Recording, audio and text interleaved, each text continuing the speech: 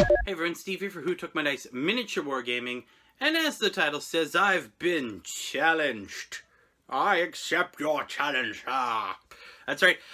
Methos, my wolf brother from another mother, if I could speak, had this basically it's a challenge where you have to go through 3 other hobbies you have other than the hobby that we usually all talk about, and then tag 3 other people afterwards. So I've got those 3 people lined up, but first we're going to dive in, and I'll tell you about my 3 other hobbies. But first, if you haven't already, please subscribe, hit the bell icon so you never ever miss out on a video. So here we go.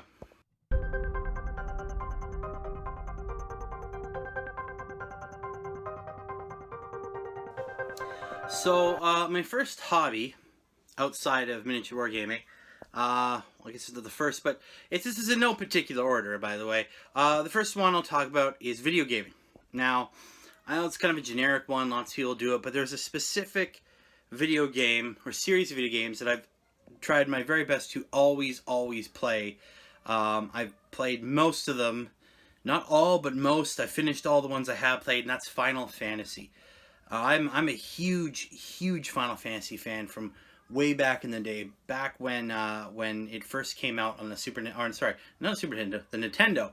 I remember playing it and just being, wow, this is awesome. Now, obviously, it wasn't as complex as they've got now. It was the Warriors of Light against the evil forces. It's pretty basic.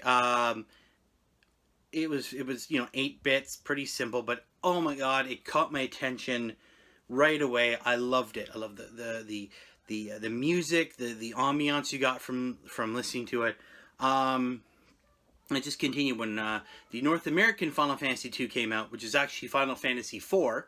I jumped on that. Final Fantasy 3, which ended up being the actual Final Fantasy 6. It just changed the numbers in North America. I'm not sure about the rest of the world. And that 3/6 was one of my favorite games of all time. Still is. It's right up there. It's tied for #1 with another Final Fantasy game, Final Fantasy 7, which blew my mind. When that game first came out, oh my god! Huge. Just blew my mind. Again, the characters, the visuals, the music was just superb. And all the way through Final Fantasy 8, 9, 10 was another great one. 10-2 was good. All the way up to now, we're at 15, and 15 was fantastic. It is a series that I love to play. And the surprise one that caught me, because some of the ones that have stayed on Nintendo, the Crystal Bears were they were okay. Could leave them. Final Fantasy Crystal Chronicles, the Crystal Bears, sorry, it was Crystal Chronicles. Crystal Bears was the latest one they had on I think it was on the Wii, was fantastic. I loved that game. I had so much fun with that game. It was fantastic, so well done. It had a really old feel to it. Excuse me. And I loved it. I absolutely loved it. I know there's a bunch of other people out there. I know you guys are out there. You love Final Fantasy as well. You know what I'm talking about. Fantastic. Absolutely fantastic series. I love it so much. I spent hours and hours and days and weeks and months on that game. So many good games. I love it so much. Alright, so that's the first one out of the way. The second one is, I'm a big history buff. I love studying history because you can see a lot of the future in the past. I know it sounds weird, but if you look at a lot of things that are happening now, it's happened before.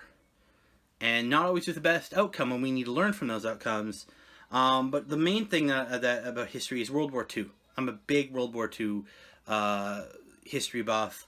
And so, I know it's kind of weird. How do you have a hobby when it comes to World War II? Now, it's not reenactment or anything, but I love collecting books. This one, when aggressors, tank busters versus combat vehicles. Things like that are fun. I love books like that. Give me a sec. This is one my wife got me, which is D-Day, the D-Day experience. So there's actually a bunch of cool stuff in there. Reprints of old school military files and telegrams and plans and all that. That one's a bit more personal than just playing liking a Final Fantasy game.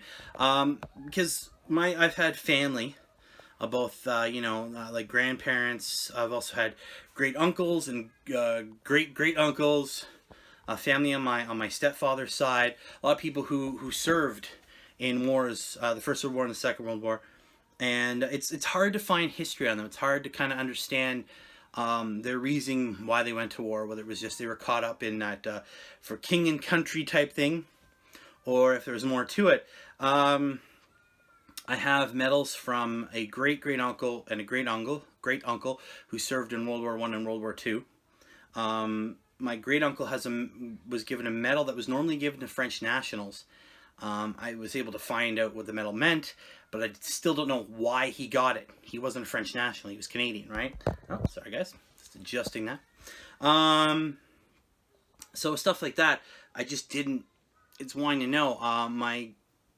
My step grandfather was with the RAF, flew missions there. My wife's grandfather flew for the Royal Air Force as well, or the RCAF. I think it was the RCAF. I can't remember now. But the one that really got me, and one of the ones I heard when I was very, very young, was about my paternal grandfather. He was an engineer, and he made it on the third wave on D-Day. He made it to the shores. He'd been elsewhere before that. My father has his medals and all his stuff, and one day it'll be given to me. At some point after that, he was with the engineers. They were moving on to build whatever, or I'm not really sure where. It's this mystery that got me interested. But he loaded himself in the front of this transport vehicle, and his sergeant came by, or commanding officer, I'm not sure what, said, "Get in the back." So my grandfather hopped in the back, and on they went. On their journey, the vehicle hit a landmine, and the front of the cab was destroyed. Several soldiers were killed or injured, and my grandfather was thrown from the back and broke his leg. Now, obviously, this was at this point he was actually sent back to England to recover, and then sent back home. And it just blew my mind then that I'm here existing now, or when I first thought of it, because of a commanding officer's decision. And so when I read these books, I actually like to dive into not just the geopolitical and social stuff that was going on that was causing these wars, but what it was like for the soldiers. I like to get those types of stories. What it was like for the guys, the boots on the ground, the guys driving the tanks, flying the planes. I mean, my grandfather at some point was on a boat that forced a German U-boat to surface. And it's in my dad's possession right now, but he has now a German U-boat commander's ceremonial dagger. That, I think, from what I understand, my grandfather gave him a pack of smokes for. And so it is an amazing artifact. It's covered in nautical themes. Even the blade is etched with ropes and sea monsters and steering wheels and the whole shebang. It's really, and this got me thinking and got me wondering about what was really going on beyond Winston Churchill and Hitler and all these big, what was happening to the little guys, the smaller people, the ones actually fighting the war. So yeah, that's my second, I think, far more personal hobby. And the last one I'm going to talk about is one that has been with me since I was very, very young. I don't actually remember when I started this. It was that long ago, and that is comic books. Comic book fan. I've been a comic book fan since I can remember. And it was started out with, I remember old Spider-Mans. My uncle is a huge comic book collector. 50s, 60s, 70s, if it was out there, he got it. He's got tons of old stuff. But I started just reading them, and it was all over the place at first. It was Superman, Batman, Spider-Man, the Avengers. I had Heathcliff comics. I had, Count Duckula. If anybody remembers that cartoon, there was a whole ton of different cartoons. You got the Transformer ones, Ninja Turtles. It was all over the place. As I got older, I started identifying with the Marvel heroes more than anything else. It's hard to identify with a rich guy who runs around as a bat. Now, there's nothing wrong with DC. I just don't identify with it the same way I did with characters like Spider-Man, the Hulk, the X-Men, You know, these, because when I was a kid, I moved around a lot. It was hard to make friends. I was kind of always the outsider. I was kind of the picked on kid because I was new. It was easy for kids to pick on me. And so I was always the outsider, and so I identified with characters who were outsiders like that. My number one favorite hero of all time, comic hero, is of course Wolverine. He's Canadian, so auto win. And the fact that he had he had a never say die attitude, which I love. Plus his stories were just so well done. Back in the day, just all the writers that were working on them were just fantastic.